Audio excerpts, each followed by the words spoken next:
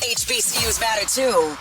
Let's go! It's the Division II HBCU Roundup on HBCU Pulse Radio. What's going on, everybody? This is Randall Barnes, the founder of HBCU Pulse and the host of HBCU Pulse Radio, in the building for another special edition of the show on today, where we're talking about another coaching shakeup in the HBCU world. Man, listen, it's been a lot of head coaching vacancies, and now we can add Albany State to that list.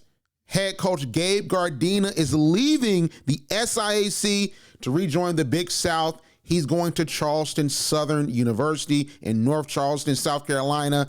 This is his third stint at Charleston Southern. He served as a running back coach from 2008 to 2011. Then he served as offensive coordinator from 2013 to 2016. And he's taking over from former Charleston Southern head coach Autry Denson, who went 14-22, including, in 4 seasons now, including 3 losses back to North Carolina A&T. And in 2019, they were actually in the MEAC, so they weren't even a Big South school just yet. So yeah, Charleston Southern needs a little bit of help, but Coach Gabe Gardina at Albany State, they called him Coach G. He was widely successful in the SIAC, for a storied Albany State University program. So he coached the 2021 Albany State University football team to the 2021 SIAC championship against Miles College, and his team made it to the SIAC championship in 2018, 2019, and 2021.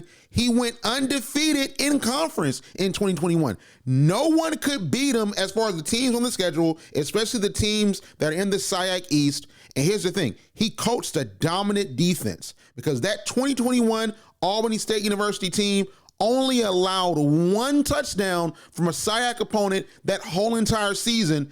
And the touchdown that was allowed came from Morehouse College. And the touchdown, and I got to give it a caveat, the touchdown was actually after a fumble recovery, so Morehouse was like really close to the end zone. But Morehouse played a good game that game, but I got to give it that. It wasn't like they threw like a bomb on the secondary. It was like a fumble recovery, then they got that thing in there because they were real in the red zone. So Albany State had a dominant defense in 2021, and honestly, they're one of the best defenses I've ever seen, and they very well could be the best defense that the SIAC has ever seen. Who knows? So he was super successful in the SIAC.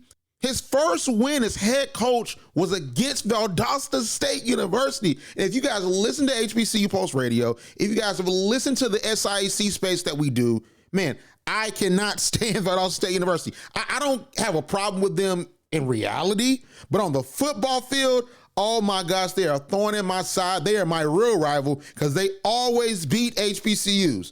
But in 2017, Albany State University beat Valdosta State University 29-12. Coach Gabe Gardina, Coach G, was the coach. That was his first win. Only Virginia Union this year and Albany State have beaten Valdosta State University as HBCUs. Let's not forget that Valdosta State University played Winston-Salem State University, coached by Connor Maynard, in 2012, and they won the 2012 national championship for Division II. And also Coach G got a win against the University of West Georgia in 2019. They've also been another thorn in the side of a lot of the schools in Georgia that are HBCUs, and also other HBCUs in Division II as well. So West Georgia has been very formidable. He beat them in 2019. And he made the NCAA Division II playoffs in 2021. So after they won the SIAC championship, they got a playoff bid and they made it to the first round, which of course, that's just icing on the cake. All right. And I got to say this too.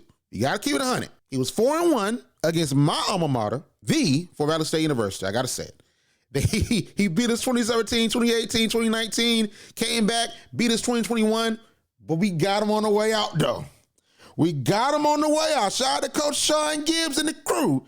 We got him on the way out. But also he beat Tuskegee and Miles College in his tenure. His teams beat them, and they beat Miles College in consecutive years, including the 2021 SIAC championship. And he honestly coached a great game against FAMU this year. FAMU won 23-13, but Albany State struck first, and they had a great game defensively.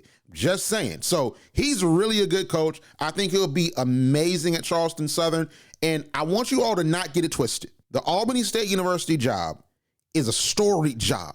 It's a high-profile coaching job at D2. And the reason why I say that is because Albany State University's football program is rich in tradition. 16 SIAC championships, including 4 consecutive championships between 2003 to 2006. Then they were the Black national champions in 2003, 2004, and 2010. They won the Pioneer Bowl in 2003. And the Pioneer Bowl, for the folks that don't know, because to be honest, I didn't before this season, the Pioneer Bowl was a bowl game where the CIAA and the SIC, sometimes the champions, if they didn't make the playoffs, sometimes it was the runners-up or the champion and runner-up for each conference. It depended on the year. They would play each other in a bowl game in December, which I really think should come back. That's a conversation for another day. Albany State won the Pioneer Bowl in 2003. They played 17 games in the D2 playoffs, and they've won 3 of those games, and they've had 15 NFL draft picks.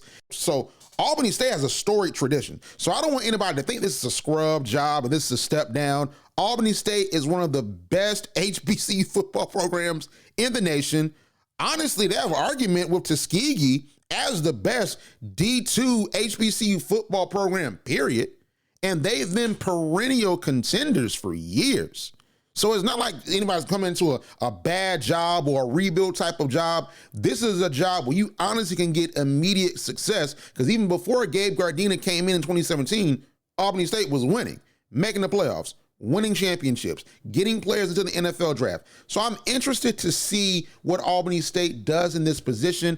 I know around Morehouse and around a lot of these open positions, we've seen a lot of chatter about Ray Lewis. Of course, I don't think for Morehouse, Ray Lewis will be a good fit, but maybe for Albany State. I mean, I think it's still in Georgia, still a high profile job. And, you know, it's further away from Atlanta, so all the baggage that comes with Ray Lewis in Atlanta wouldn't touch them.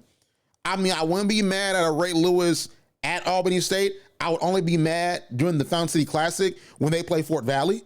You know what I'm saying? But you have a lot of assistant coaches in D1 that will be happy to move down. I think you have some coaches that would make a lateral move to coach at Albany State, because they have great resources, great facilities, strong fan base, you know, strong student population. So, I mean, I don't know. I'm really interested to see who fills that job, because I think that that's going to be another domino that falls in the SIC that could really determine what the championship picture looks like, especially as we move towards an 8-game divisional schedule. I think it's going to get really interesting, because Fort Valley was really good this year. Benedict went undefeated, and they won the SIAC championship. And, of course, the Morehouse job is open, so we would hope and think that they would get in someone that could be a mover and shaker and make Morehouse a contender. So I really don't know.